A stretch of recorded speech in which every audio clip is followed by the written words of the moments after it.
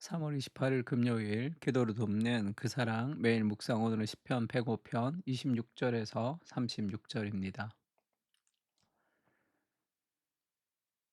지금 26절에서 지금 36절은 출애굽할 때 10가지 재앙을 하나님이 주시는 과정입니다. 그러니까 28절에 보면 여호와께서 흑암을 보내사 그곳을 어둡게 하셨으나 그들은 그의 말씀을 지키지 아니하였도다. 그러니까 결국 하나님의 심판 그리고 애굽의 10가지 재앙은 불순종, 그들이 하나님의 말씀을 순종하지 못했기 때문에 생기는 삶의 결과죠.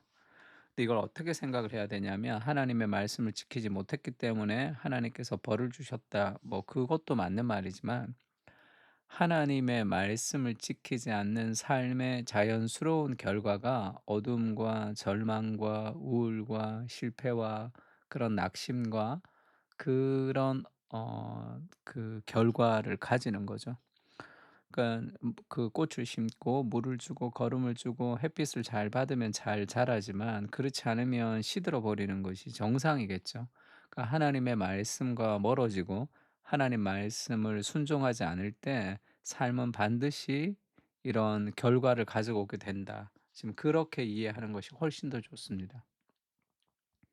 그의 말씀을 지키지 아니하였도다라는 제목으로 말씀을 좀 나눌 텐데요. 결국 불순종이 어떤 결말을 가지는가를 보여주는 거죠. 출애굽을 할 때 그리하여 그는 그의 종 모세와 그의 택한 아론을 보내시니 그들이 그들의 백성 중에서 여호와의 표적을 보이고 함께 땅에서 징조를 행하였도다. 여호와께서 흑암을 보내사 아홉 번째 재앙이죠. 그것을 어둡게 하셨으나 그들은 그의 말씀을 지키지 아니하였도다. 그들의 물도 변하여 피가 되게 하사 첫 번째 나일강의 그런 애굽의 재앙이 첫 번째 재앙입니다. 그들은 물고기를 죽이셨고 그 땅에 개구리가 많아져서 왕의 궁실에도 있었도다. 여호와께서 말씀하신즉 파리때가 오며 그들의 온 영토에 이가 생겼도다. 비 대신 우박을 내리시며 그들의 땅에 화염을 내리셨도다. 그들의 포도나무와 무화과 나무를 치시며 그들의 지경에 있는 나무를 찍으셨도다. 여호와께서 말씀하신즉 황충과 수많은 메뚜기가 몰려와 그들의 땅에 있는 모든 채소를 먹으며 그들의 밭에 있는 열매를 먹었도다. 또 여호와께서 그들의 기력의 시작인 그 땅의 모든 장자를 치셨도다. 이렇게 10가지라는 재앙을 한 번에 그 애굽을 멸망시키지 않고 하나님이 10가지 재앙을 계속 진행시킨 이유는 애굽에게 회개의 기회를 주는 것도 있습니다. 그래서 첫 번째 재앙을 내렸을 때 애굽의 술사들, 마술사들이 요술사들이 따라하죠. 그러면서 점점 그들이 따라하지 못하는 것들이 나오고 마지막에 지금 이 우박부터 32절에 나오는 우박을 내리실 때부터 애굽에 있는 사람들도 하나님의 말씀에 순종하더라 이런 표현이 있어요. 그래서 그들은 그렇게 피해를 받지 않습니다. 불순종할 때 그런 피해를 받는 거죠. 어린 양의 피를 바를 때 그러면 이제 그 재앙을 넘어가게 될 것이다. 이게 유월절이죠. 유월이라는 것은 넘어갈다, 넘어가다. 유월, 넘어갈 유, 넘어갈 월이에요. 그래서 패스오버, 죽음을 넘어간다는 뜻이죠. 그렇게 순종해서 피를 바른 애굽 사람의 집에도 다 재앙이 넘어간 거예요. 그래서 이스라엘 사람들만 구원을 받았고 애굽 사람들이 다 심판을 받은 것이 아니라 하나님의 말씀에 순종하는 사람이 구원을 받고 그렇지 않은 사람이 그 재앙에 그대로 심판을 받았습니다. 그러니까 하나님의 말씀이 기준이라는 거죠. 로마서 1장 21 절에 하나님을 알지만 영화롭게 아니하고 감사하지도 아니하고 오히려 그 생각이 허망하여지며 미련한 마음이 어두워졌나니, 그러니까 하나님 앞에 순종하면서 마음에 어떤 확신이 들고 밝아집니다.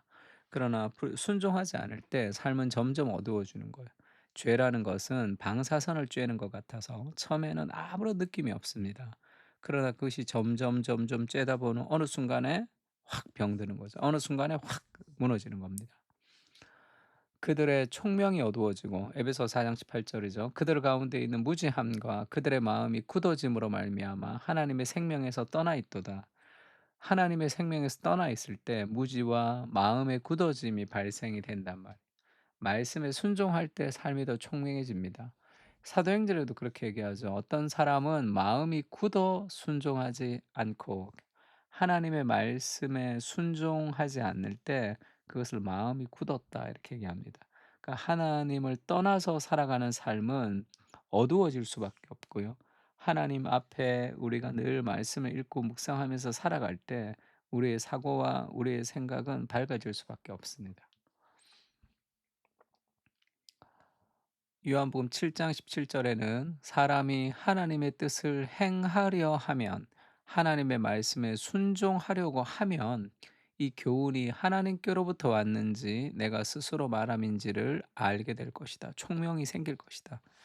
인생에서 한 단계를 더 나가려면 신앙 가운데 뭔가가 확실해지고 나서 내가 순종하는 게 아니에요. 믿음이라는 것은 하나님을 신뢰하면서 순종을 통해서 자라가는 영역이 있습니다. 그래서 우리가 이해를 바탕으로 신앙생활을 해야 되지만 어느 순간에는 믿음이 우리의 이해를 끌고 올 때가 있다는 거예요. 하나님 말씀에 순종해 보십시오. 그러면 그 삶 속에 순종의 열매가 맺힐 거예요. 그 이스라엘 사람들에게 하나님이 얘기하죠. "유다가 먼저 올라갈지라 내가 너희와 함께할 것이다. 그 땅을 내가 너희에게 약속하였다." 근데 약속은 있지만 철병거가 있어서 너무 두려워하면 그것을 정복할 수가 없습니다. 누릴 수가 없어요. 하나님의 약속을 누리는 것은 그건 순종입니다. 삶의 순종을 통해서 누리는 거예요. 예수님이 그렇게 얘기하시죠. "나의 양식은 나의 보내신 이의 뜻을 행하며 그의 일을 온전히 이루는 이것이니라." 예수님은 아는 것이 목적이 아니라 사는 게 목적이었습니다. 나의 양식은 내가 먹고 마시는 에너지는 하나님의 뜻을 행하는 것이다. 우리가 양식을 먹죠. 매일 밥을 먹고 매일 우리가 뭘 먹는 이유가 뭡니까? 그 먹는 것을 에너지 삼아 무언가 살아갈 수 있는 힘을 공급하기 위해서죠. 그냥 먹고 아무것도 안 하기 위해서가 아니잖아요. 먹고 그 에너지를 가지고 뭔가 살아갈 수 있는 힘의 공급원이 양식이죠. 그러면 예수님의 양식이 뭐냐? 예수님이 살아가는 삶의 원동력이 뭐냐? 그것이 하나님의 뜻을 행하며 그 일을 온전히 이루는 것입니다. 오늘 하나님이 오늘 하루 내게 원하시는 삶에 무엇이 있죠? 그리고 우리 인생을 통해서 하나님이 원하시는 무엇이 있습니다. 우리 교회를 통해서 하나님이 원하시는 것, 이 땅을 통해서 하나님이 원하시는 것이 있죠. 이 세상을 통해서 하나님이 원하시는 것들이 있습니다. 그것을 순종하며 살아가는 그런 사람이 좀 될 수 있게 해 주십시오. 그렇게 기도해야 돼요. 예수님처럼. 그리고 히브리서 4장 11 절에 그렇게 얘기합니다. 그러므로 우리가 저 안식에 들어가기를 힘쓸지니 이는 누구든지 저 순종하지 아니하는 본에 빠지지 않게 하려 함이라. 그들이 순종하지 않았기 때문에 안식에 들어가지 못했다. 이렇게 얘기합니다. 그러면 결국 순종이 안식으로 인도하는 거죠. 삶의 여러 가지 불안과 그리고 두려움과 혼란과 그런 것이 있을 때 우리가 해야 되는 가장 중요한 것은 말씀을 묵상하고 하나님 내게 원하시는 그것을 순종하는 겁니다. 그렇게 순종할 때 삶이 정리가 되는 거예요. 정말 혼란에서 벗어나 안식으로 들어갈 수 있습니다. 행하는 자가 안식하는 거예요. 삶에서 안식이 없다면 순종이 없는 겁니다. 마음이 굳어 불순종하는 삶을 살지 않게 하시고 은혜 가운데 믿어 순종하게 하옵소서. 순종을 통해 참된 안식을 누리게 하시고 하나님의 뜻을 행하는 것이 나의 원함을 이루는 것보다 더 귀한 은혜가 될 수 있도록 인도해 주시옵소서.